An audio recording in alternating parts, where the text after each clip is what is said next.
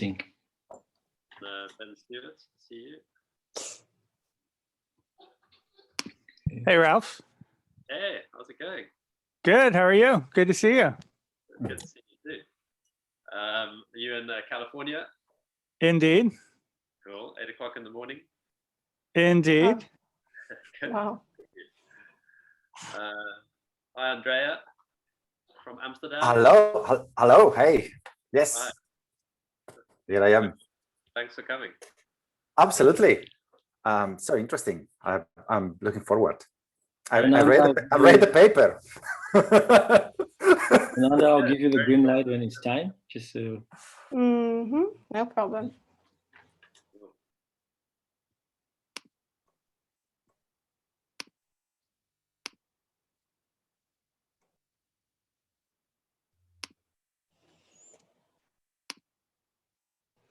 Yeah, Fernanda, we are ready. Great. Hi, everyone. Good afternoon and welcome to the ATAIA seminar series. My name is Fernanda Pinto de Almeida. I'm a postdoctoral researcher, and it is my absolute pleasure to introduce our guest speaker today, Rolf Borland.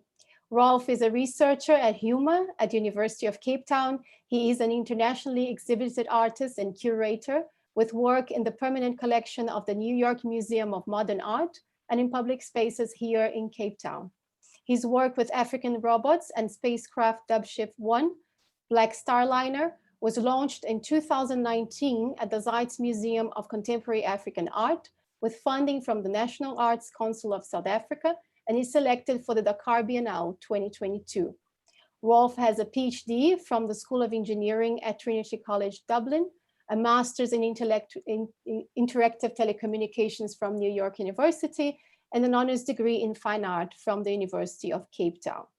His research interests lie at the creative intersection of art, science, and technology, including interventionist art, critical design, object studies, science and technology studies, and future studies.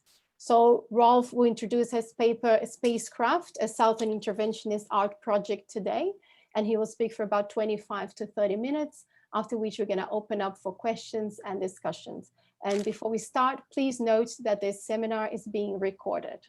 So thank you very much, Rolf, for a very interesting paper, and I hand it over to you.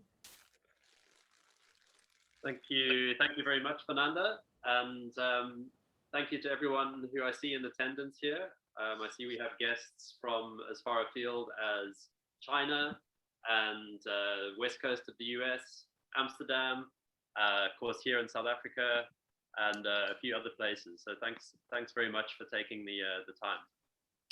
So I'm here in my studio in Woodstock, in Cape Town, and alongside me today is a wire artist I work with called Franco Shidume.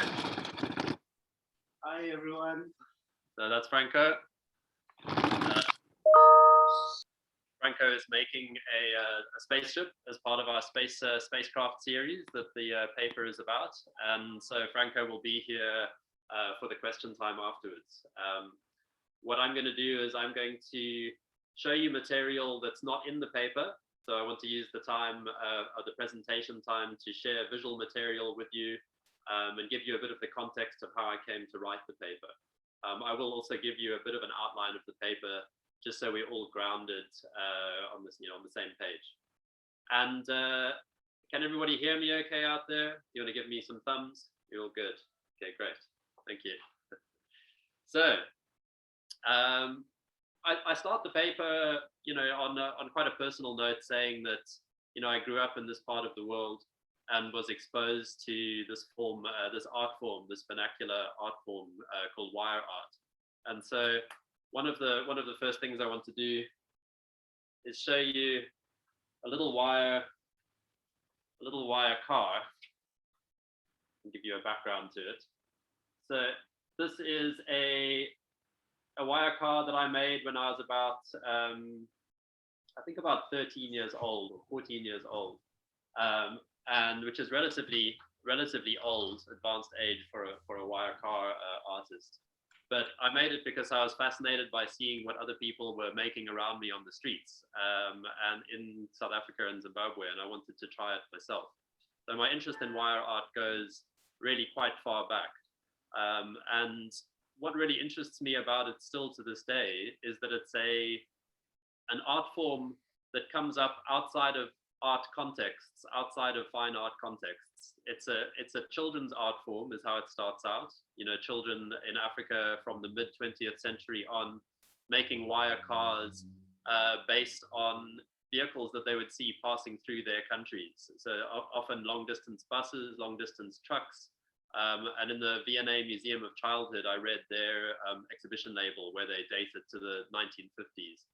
And so this starts out as I would say, evidence of a desire to represent your environment, an interest in technology, and also an expression of aspiration and ambition that you're creating your own copy of these technological objects that are in your environment. So all of these things come together in this children's art form. And then later in life, adults start to make a living out of selling wire art, and it becomes a means of informal income. And that's how a lot of people that I know in South Africa, who are mainly from Zimbabwe, make their living. They're self-employed artists making wire objects of all different kinds. So to stay with the wire car for a minute, so this is another wire car that I bought in a small town of South Africa. And you can see that it's very crude. It's very crudely put together. So it's still really interesting because of, you know, just what it's sort of the environment it speaks of that it comes from. So it's not all about technical expertise, what makes something interesting. It can be interesting just where it comes from, but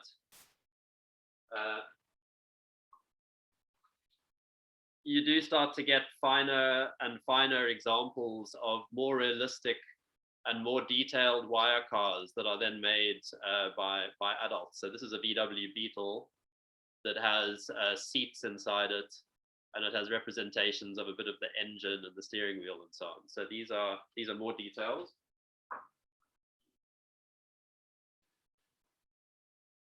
And then this is an Audi with a sound system in it.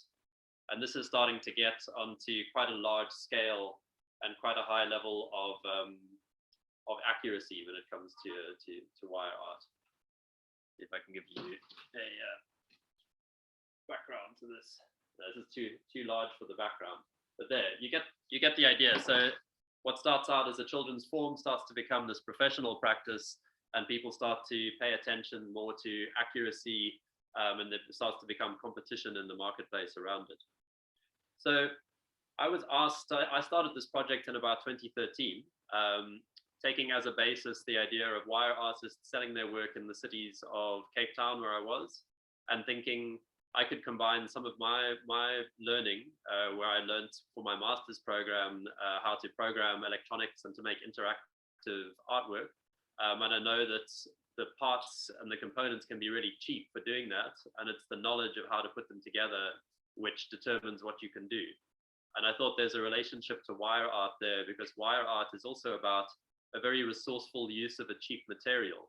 And it's something that comes up out of environments like ours in the South, in the global South, is if something is materially cheap, but it requires labor and skill and expertise, then people will apply themselves to transform a cheap material into something with more value.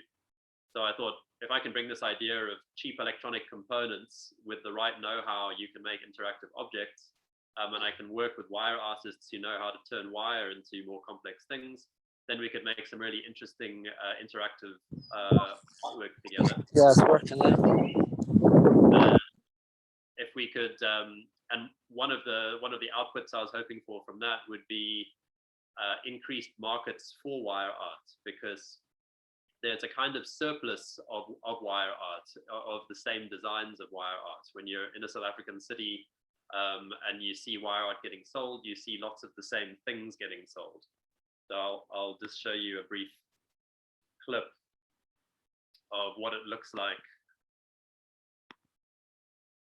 when you see wire art. Oh, sorry, that's like a later video.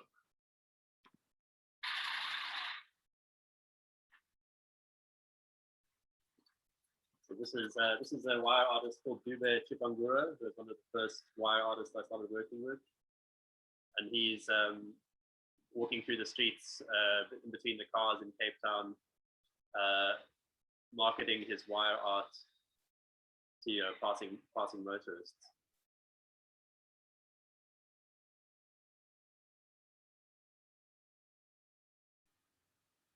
So that's the context for where wire art gets sold. So I thought, let me introduce electronics and mechanics.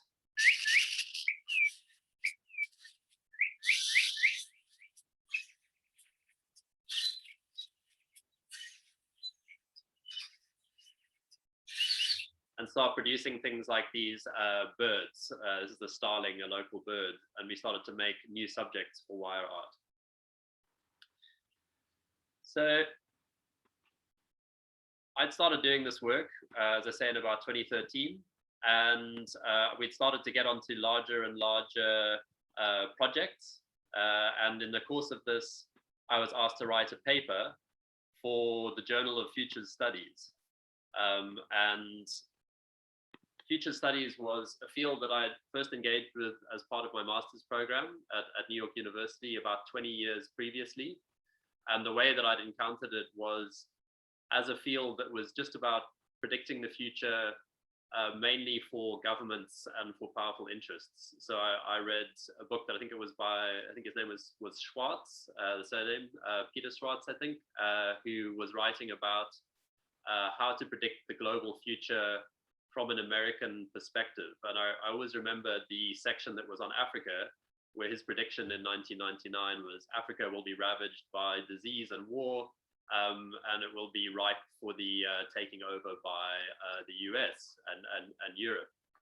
And it was the sort of the confidence of these predictions that struck me.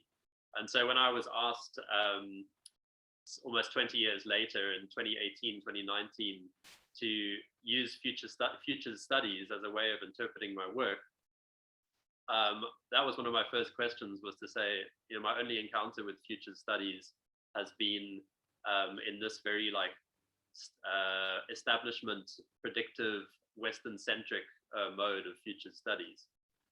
Fortunately, my colleague Stuart Candy, who is based at Carnegie Mellon, and he's one of the leading figures in futures studies, which uses creative methods, he was able to fill me in and go, no, there's been a huge amount of development in the field. And actually a lot of futures studies is about the idea of multiple futures and contingent futures, and the way that your idea of the future depends on where you are and what your interests are, and that there are multiple competing futures.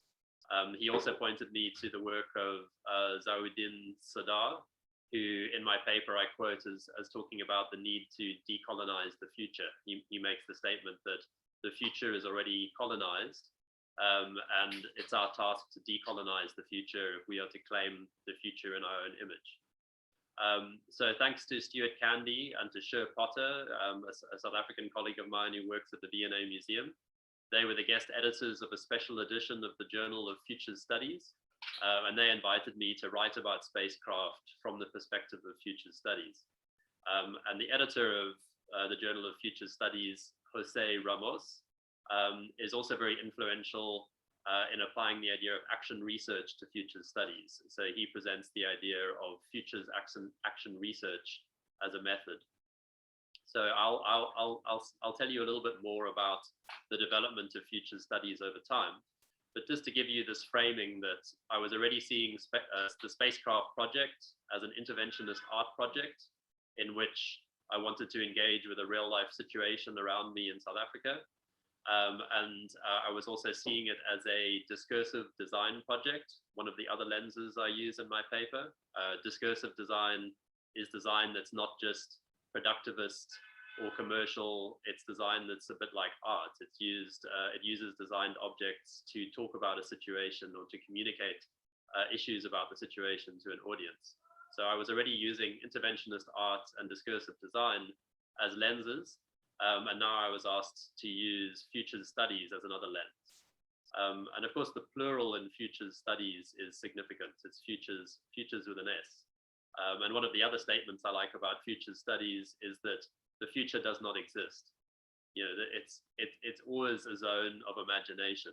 You know, it's always something that might happen or is about to happen. It's never what is, which I think is really fascinating and provocative. Okay, so just to show you some material briefly that will also help ground. I've shown you the wire car as the origin story of wire art.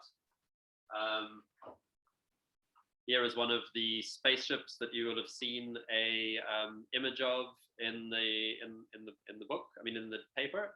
So this is an X-wing, of course, from Star Wars, based on that. Though we don't ever use on our platforms where we sell the work.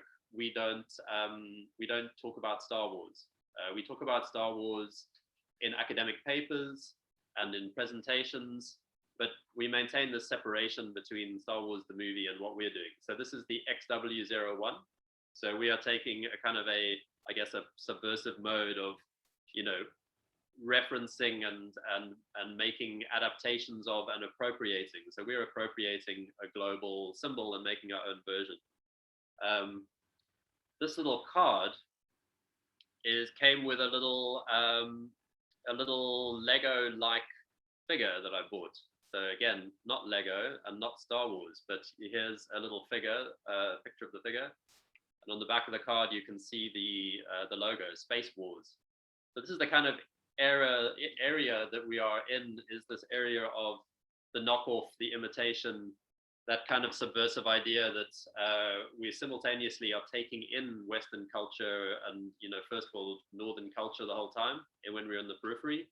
But what are we doing with it? Are there ways of repossessing it, reshaping it, using it for our own purposes? So that's part of the existing pop cultural scene that we tap into. And this is another little significant object. It's a clownfish. It's the Nemo fish from Finding Nemo.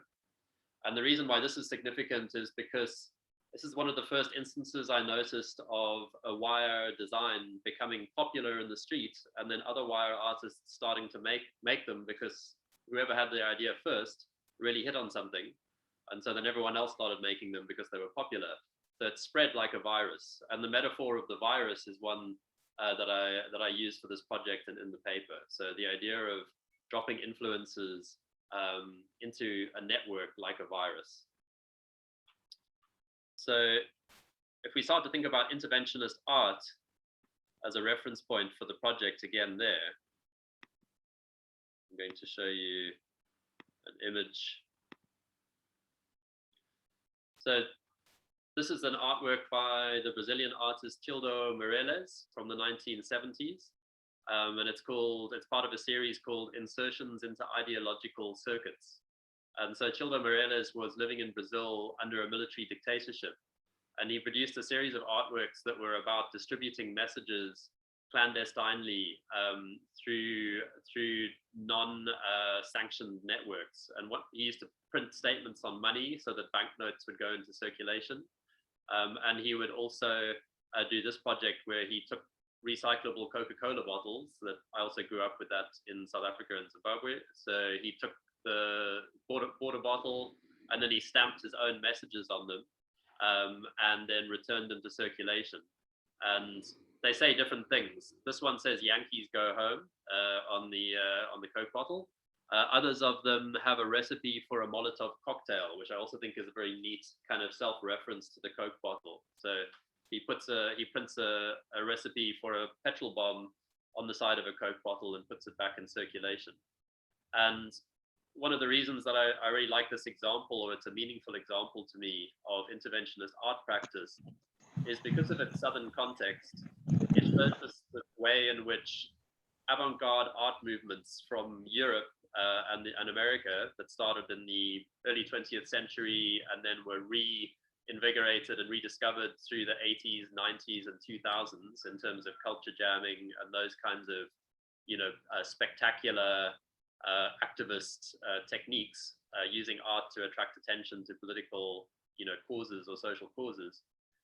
I really like the way that in the South, the way that they use, they make tactical use of resources really comes into its own. So this, as I say, was in a state of severe political repression, and Morelos was using this very economical, tactical, resourceful approach to getting his messages out, not into gallery walls, but out into public space. Though now his artworks are in the Tate Modern and other big institutions of culture. And that point also applies to this project, and that's something that I talk about in my paper, is that the intentions of the project were to have this viral influence on the street wire art scene. So my idea was, like the Nemo fish, I would help create this design for a new kind of new subjects for wire art. So in this case, the spaceships, spacecraft, which is based on old school computer graphics. So I grew up playing arcade games that had wireframe graphics, and I thought, had this sort of brainwave of let's take real handmade wireframes and use them to depict a digital wireframe, and then you'll have this kind of analog digital object that talks about the beginnings of popular computing, and actually also talks about the beginnings of wire art, because wire art, old school wire art, is this bare frame style, whereas new school wire art is usually covered with beads. So it's also transformed. So there's this kind of dual old schooling going on in the project around that point. So let me just show you just quickly the reference points. So this is Star Wars, the Star Wars arcade game. So I'm jumping around a bit there. These are screenshots from the Star Wars arcade game in the 1980s, in which you can see these wireframe spaceships. And so this is what we're making in real life. And then the next stage of the project that we're working on is that we've actually made a spacecraft arcade cabinet, and we're using it to display sculptures. But what we're planning to do is make a computer game that takes the Star Wars, the spacecraft back into digital, and so you can play the game with sprites that are made of our wire art. So it takes it full circle again. So within the paper, then I contextualize the work we're doing within this engagement in South Africa with wire art, with talking about it as interventionist art, and saying that interventionist art has a particular place in the South because of its resourcefulness and the way that it has this activist potential. And then I also talk about discursive design. So just to share an image or two from the discursive design scene.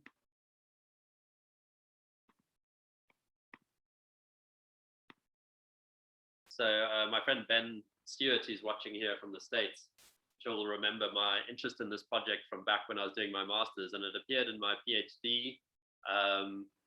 It's a work by the artist Michael Rakowitz, and what he did was he worked over several years to create these homeless shelters in Boston and in New York, which plugged onto the heating ducts of buildings to inflate them. So they became this, metaphorical and actual parasite on the side of buildings. And he worked with homeless people. So in this picture, you see homeless people giving raising their fists with this expression of, kind of resistance or, delight that they are making this highly visible kind of protest, or their presence becomes very public and spectacular. And it highlights their dependency, that this homeless shelter needs to be attached to a building. It also means that they have to be in public. And part of what Rakowitz was doing was he was countering the city's moves to move homeless people into homeless shelters and off the street. So in his work, he was producing a symbol of resistance, but he was very careful to say that he didn't think this was a solution to homelessness. He thought this was a way of attracting attention to homelessness and using a language that would help to bring attention to it. And Rakowitz is a student of Krzysztof Wodzisko, who runs the Interrogative Design Group at MIT. And Krzysztof Wodzisko's famous project in the 1980s was the homeless vehicle, also for homeless people in New York. This idea of a structure which you can move around the city, collect bottles and recyclables in, sleep in, and it looks like a missile. And Wodzisko was saying he wants it to be like a missile, an explosion, something that is almost a sort of militaristic intrusion into the city that reminds you about this problem that he didn't want to be swept away or hidden from view in homeless shelters where lots of homeless people don't want to go. He wanted to facilitate what they're doing already. So interventionist art, discursive design, and then of course, future studies, the lens through which I looked for this paper. So I'm just going to show you some luridly colored graphics here. This diagram is a diagram of the methodology of ethnographic experiential futures, which is the mode that Stuart Candy has pioneered in the States, in which he works with communities to use creative methods from interventionist art and discursive design in order to, at the top, map out people's ideas about the future. So he'll work with a community. He works with the indigenous communities in the US, for example. They'll look at what are the ideas in that community from individuals about the future. They map those ideas, as in they reveal them, write them down, identify them. And then they multiply them as one potential step, which is to say, well, is there just that one idea, or could there be other possibilities? Then they mediate them, meaning that they create ways to depict them. So that could be through making objects or making images. And then they mount them in an exhibition. So then they hold an exhibition where they invite audiences, and they come and they review what people have come up with in these workshops. So this ethnographic experiential futures, EXF, is a method, a participatory method for eliciting ideas about the future from participants. And Jose Ramos, in his chapter in the Palgrave Book of Action Research, which I reference in my paper, he gives this overview of the development of future studies up until the present day, where his interest is with futures action research, which relates to Stuart Candy's EXF. He locates the beginning of future studies in this predictive mode, which I spoke about earlier, where the military and governments and corporations were just interested in finding out how can they predict the future in order to strategize, make profit, win, or win power. In the 70s and 80s, systemic aspects of future studies identified how there are multiple futures and they're contingent and they're varied. The critical mode of future studies in the 1980s and 90s started to look at how who you are and where you are and what your interests are will determine your ideas about the future.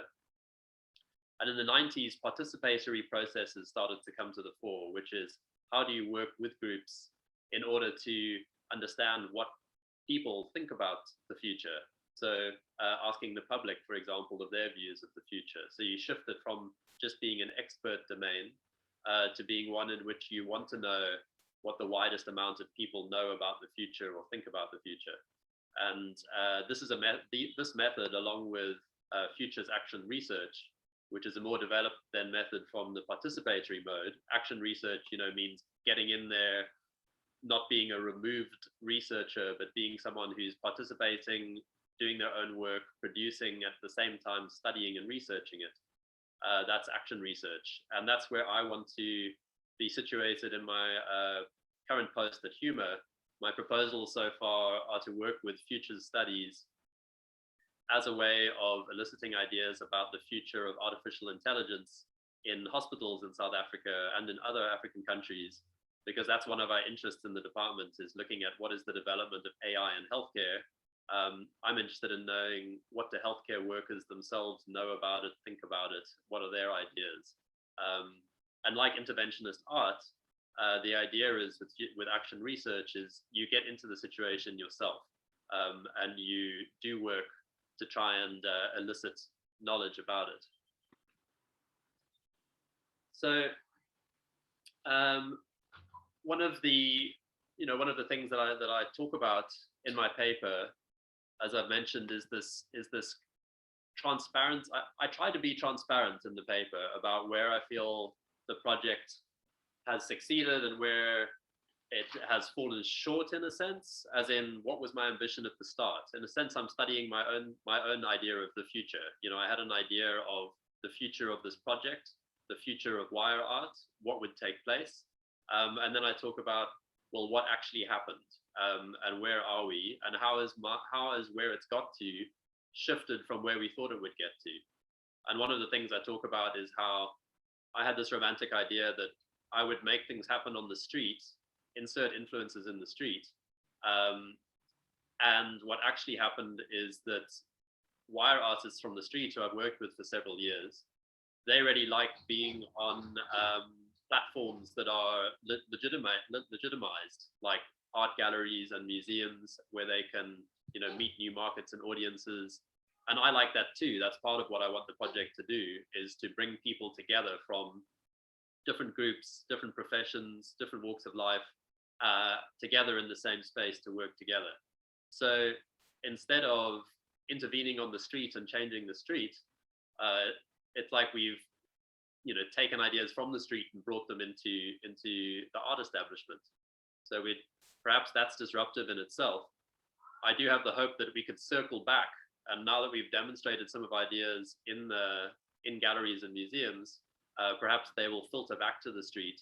Perhaps if we show the success of what we're doing with this project in other arenas, it'll inspire wire artists on the streets to copy them, or to be inspired by what we're doing. So along with the metaphor of the virus that I mentioned with the Nemo fish, another metaphor that appears in the paper, which I'll close with, is Jose Ramos talking about seeds of change. So a seed is also this sort of catalytic object that you hope will sprout.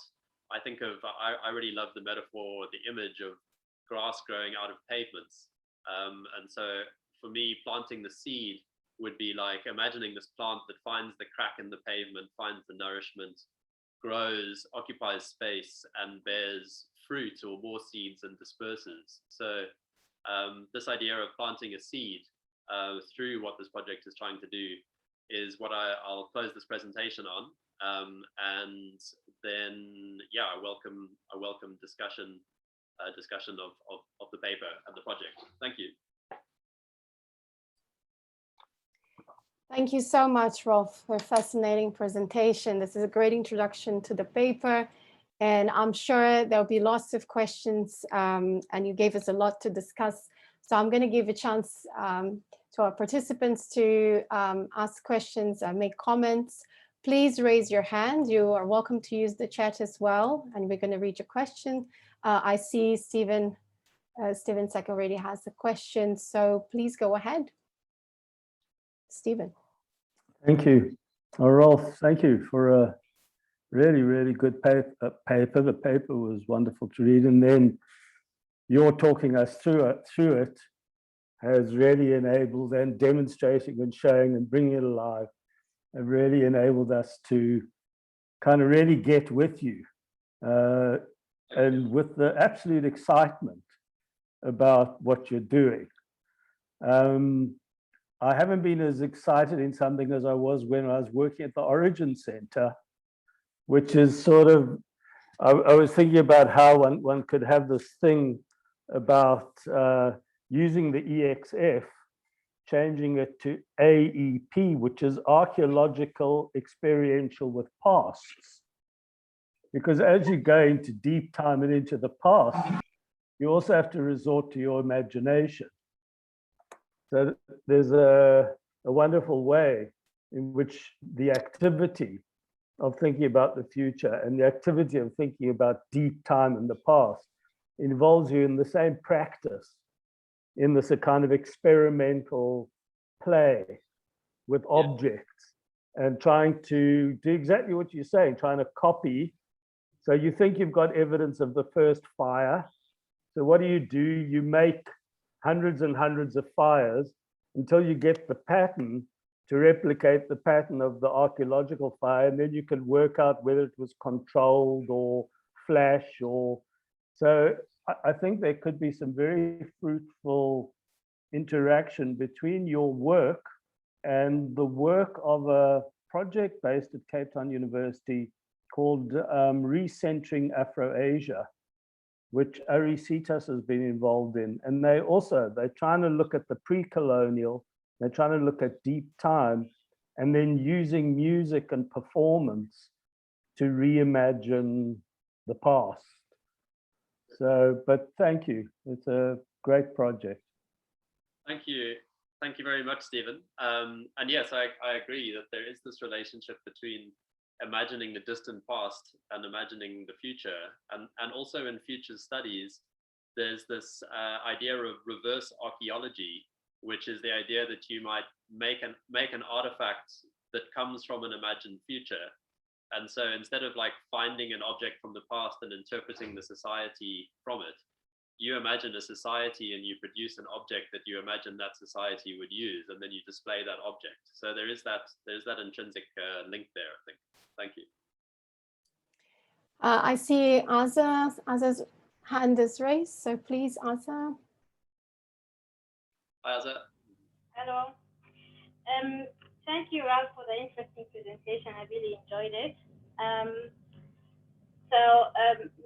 I don't know if it's a question or a comment, but like what triggered me that part when you said you are taking the art from the street to a legitimized space, you know. And I thought that, and you said this is a way of not having intervention on the street, the art in the street, but I mean taking it from the street. And I think, like in my opinion, this is when you take art from the street and these for me, these are spaces that you can't separate them. Once you take that art from the street to the legitimized spaces, you are actually impacting the street. There is influence on the street, and it changed also the street. I mean, even if not everyone went to, like everyone went to the museum or the gallery, still there is somehow impact on the street, you know. And this is, I mean, it will be nice if you reflect on that instead of instead of just like, yeah, you know, I don't want to say like intervening in a way that, I mean, you kind of helping those people, you know, like, okay, yes, helping them to bring them to the illegitimized spaces. Yeah. So yeah, I mean, as an anthropologist, I would be interested if you actually reflect on that kind of methodology. You get my, yeah. Yes. Well, I mean, Franco, what do you think about the, you know, like when we worked in the Zeit Smoker or when we work in gallery spaces, what's your feeling about the difference between, well, actually, the other thing is Franco doesn't usually sell on the street. Franco makes and other people sell. But yeah, so what do you feel about it? You can look at this way. Yeah.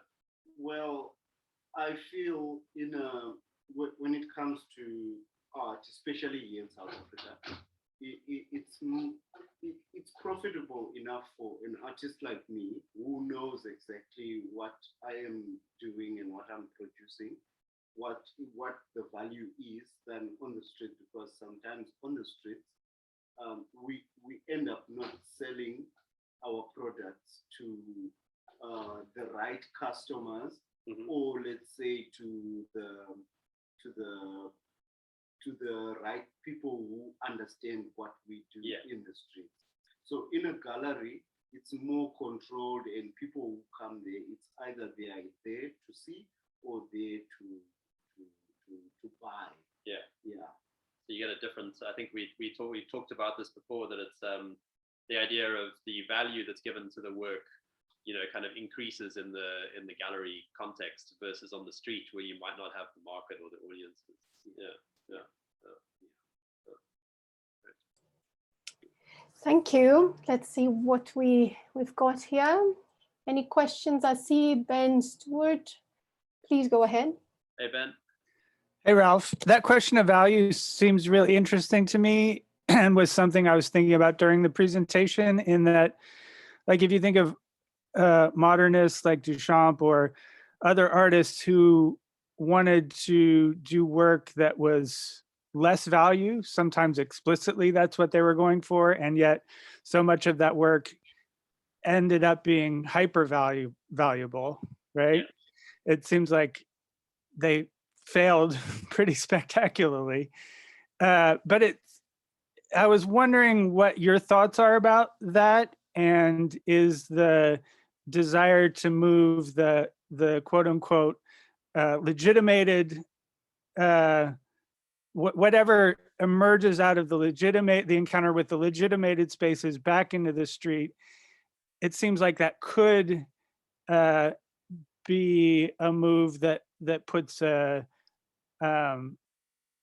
constraint on that value going awry, or but bringing something from that legitimated space maybe makes it more valuable in the street, but attenuates the value in those other spaces, or is that part of the idea? Or yeah, I mean, I think that for one thing, what I would like is a sort of a hybrid, a hybrid combination of legitimated gallery spaces and street sales.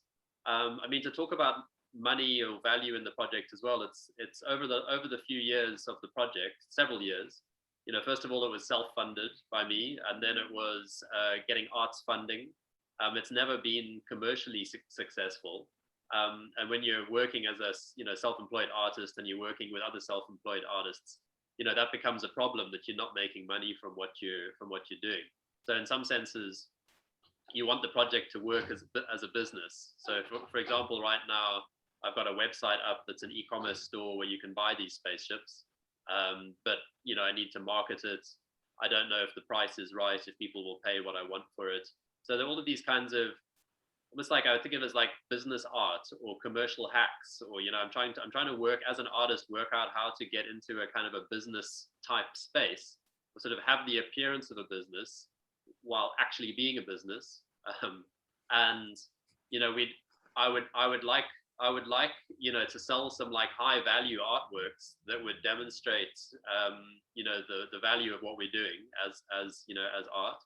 I'd also imagine, in relation to your question, that I'd almost like surreptitiously facilitate knockoffs of our products. Like if we become successful, then I'd like to have like a backdoor, feeding out to people copying it on the street and selling their own versions, because then we can share the largesse because we've managed to make it in some way. So yeah, I think there's all kinds of possibilities.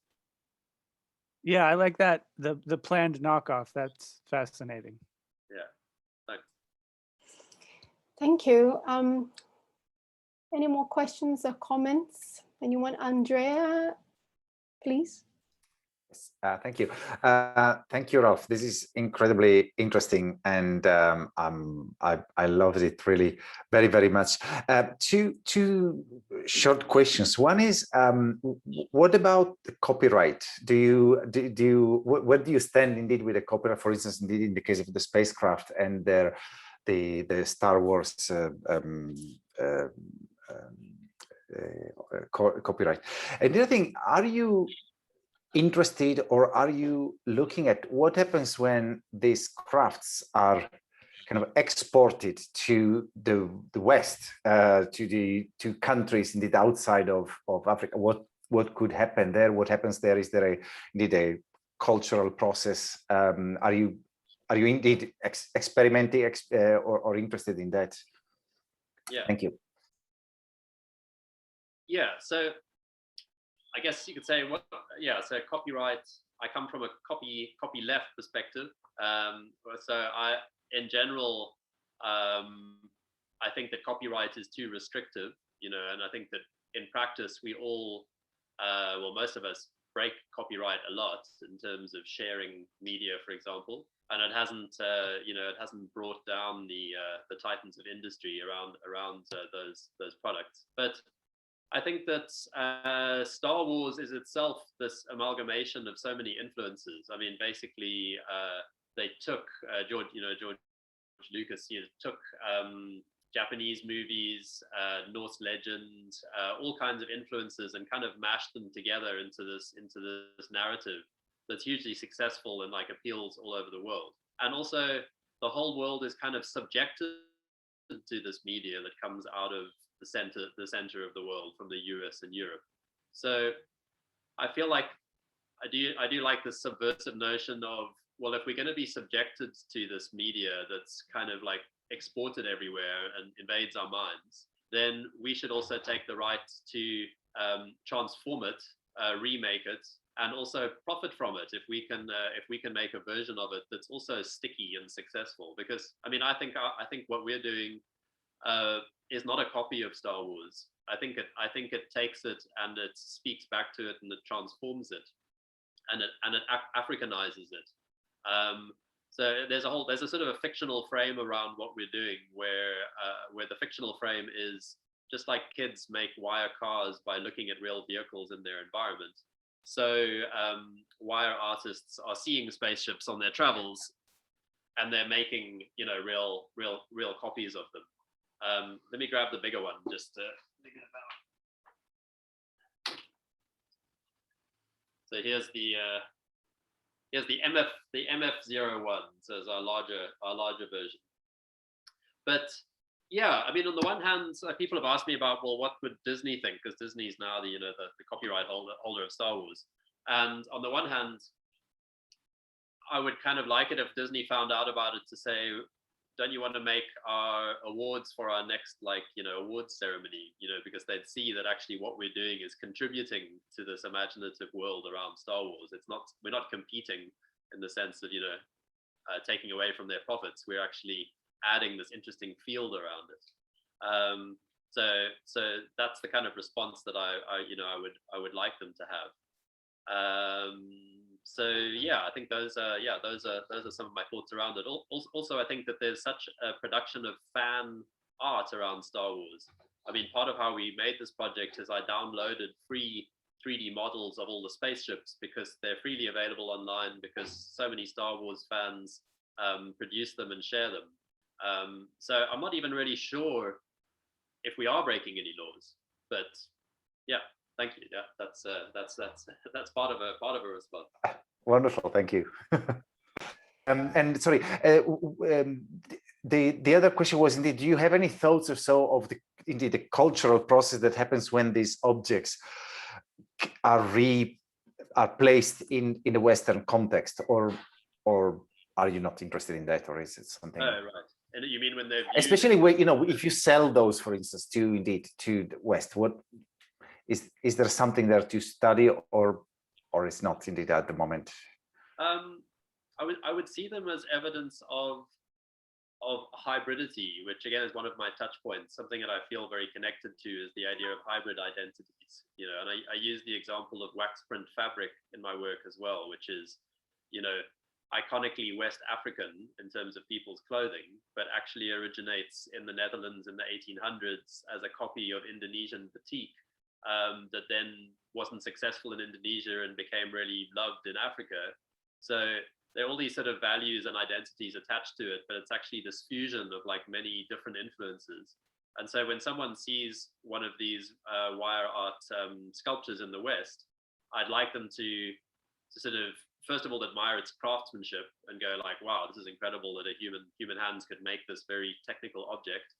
And then if they know that it's African, be like, well, it's like an African wire car, but it's got a new subject, and that it's evidence of, the result of also colonialism and globalization, that wire was distributed across the world, technology entered into people's lives, and now it's coming back in this kind of reshaped form. So yeah, I think those are some of the ways I'd like it to be seen in the West.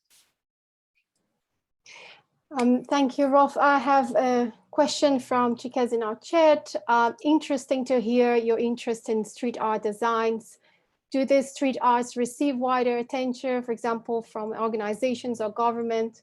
And how do you think this sort of art could be supported? So yeah, there are already a few successful South African projects in a similar space working with wire artists. So I think Monkey Biz is one of the most successful organizations. They mainly work with women, and they make beaded goods, and they get quite high prices for their goods. You can buy cheaper things and much more expensive things, and they do collaborations with international artists and furniture makers. So there is a model, Zen Zulu in Durban as well. They also do this work.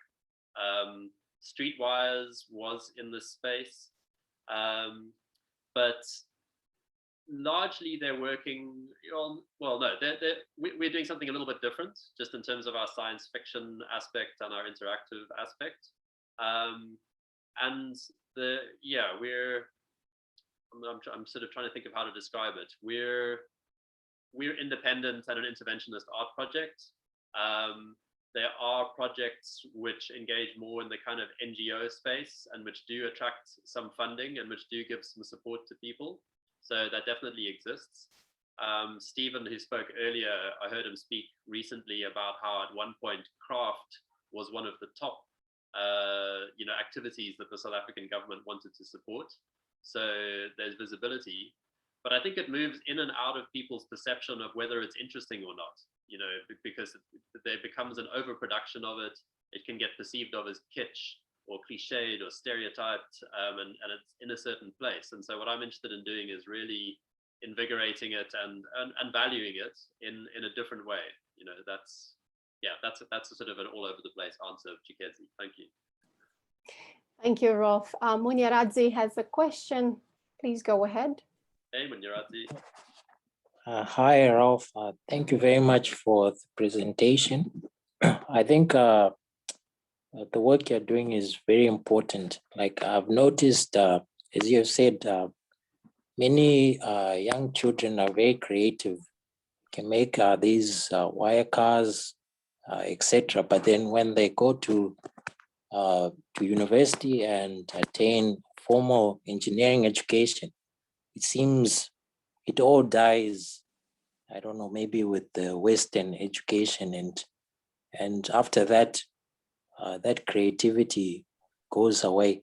And then also, like, I don't know if you, I remember in Zimbabwe, I don't know if you know a guy called Chingoma, like he made a helicopter.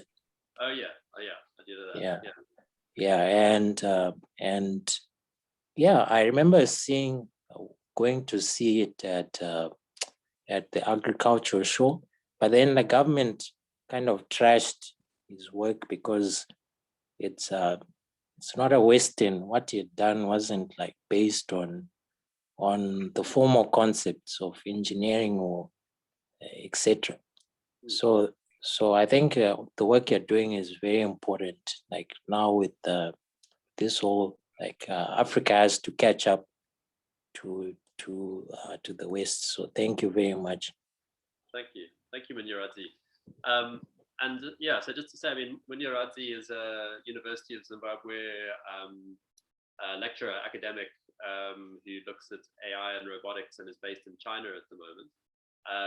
And I think that your comment is really interesting because part of what I see with examples like people who make their own helicopters and do their own ingenious mechanical contraptions and who do wire art, like some of the artists that I work with, I feel like it's almost like going back to, in the West, the sort of Renaissance idea, like Leonardo or, where art and science weren't separated.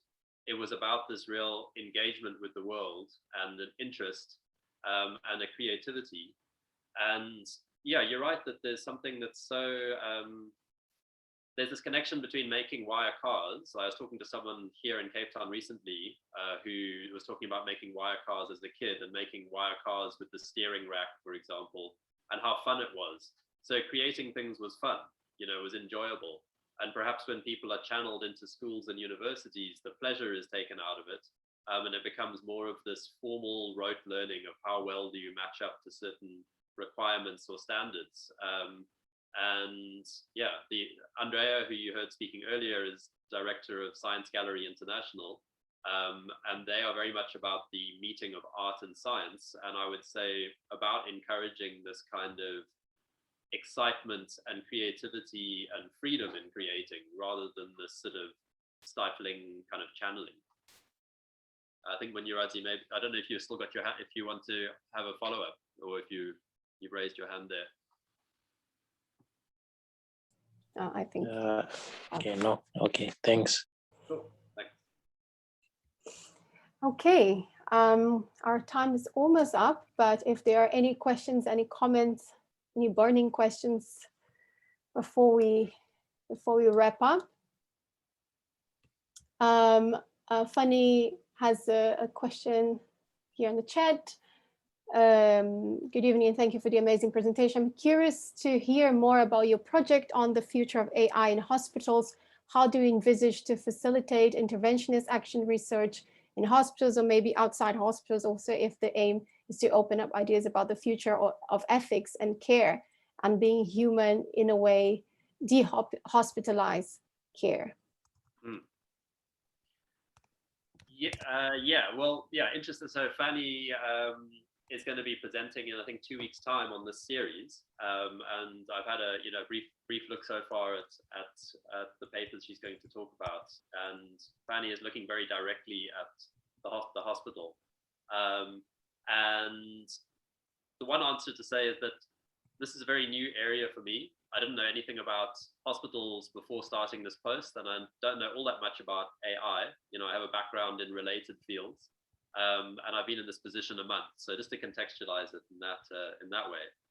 But what I'm planning to do is I would like to know what ordinary workers in hospitals, from the doctors and nurses to the administration staff to perhaps cleaners, security guards, what they know about artificial intelligence, because I think I'm imagining there's this disconnect between the rhetoric that happens at a high level of government of saying South Africa is going to embrace the fourth industrial revolution and we're going to have AI in the future hospital, and perhaps what people who work in hospitals really experience or know about it. That's just a guess, but what I would like to do is I'd like to get that spectrum of people in a room and have them talk to each other and hear each other and be part of that process and go, what do you already know?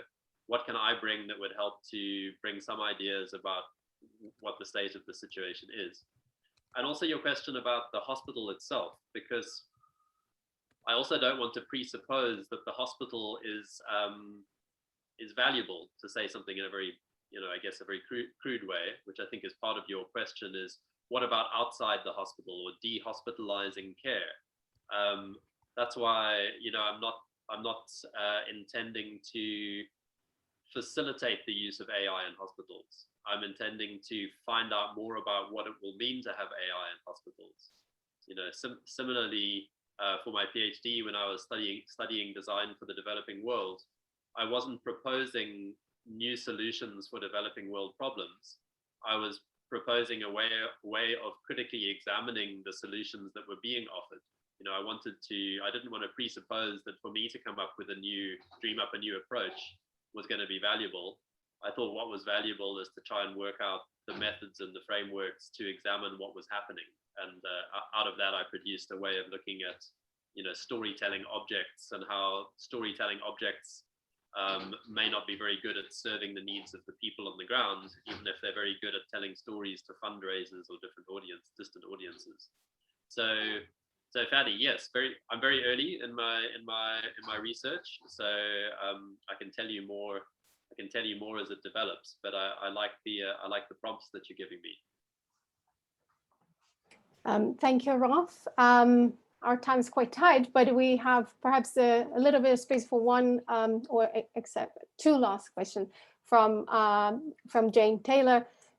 One is about the 3D experiment as part of a pedagogical inquiry and educational design, particularly for developing manual skills and dexterity. Excuse me. And one, what is your model of distribution? Have you worked in animation techniques? Okay, so thanks, Jane. So the 3D experiment is part of a pedagogical inquiry. So about teaching it. I mean, the slightly tangential to that, you know, the one area that I look at as part of my research is ethno mathematics. And ethno mathematics is a way of framing the activities of wire artists and how they know how to create three-dimensional forms through experience and building a kind of mental model of a three-dimensional form, and how can you make a wire move across that form to create it. Pedagogy, I've had wire artists come into UCT, like come into Michaelis and teach students how to do wire art. That's one aspect of it. And I've also had, for example, an intern in my studio recently who's a mechatronics student at UCT. And I showed him with just what my knowledge of wire art is, how to use wire to make things that we needed to prototype our artwork. And he really took to it and loved it as a material. So I think there's this interesting way that again, we can take this street level skill and vernacular skill and teach it to other people and use it as a prototyping method, and also study what's going on when people use it.